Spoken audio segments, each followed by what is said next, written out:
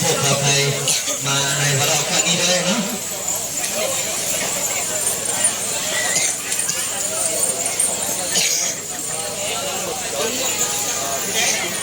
ขอชุบเตะไม่ใช่ขอเสียงตบมือให้ด้วย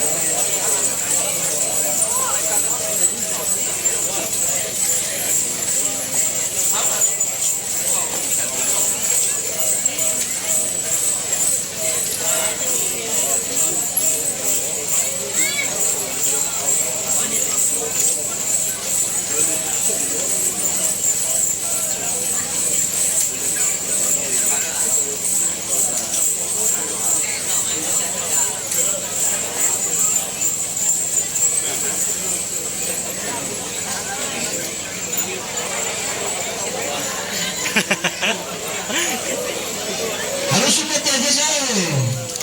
ขอเสียงตบมือนะอันนี้ผมอยากจะเล่นน้ำมือได้เสียงเลยก็ร้องด้วยของขวัญได้เลยใช่ไหม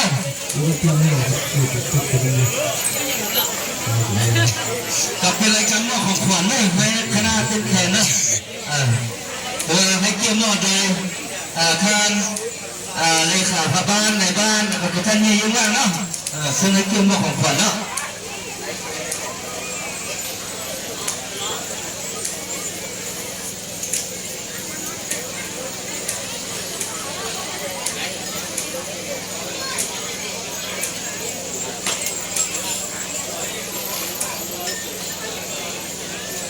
ตบมือได้พนักงานได้ตบมือนะ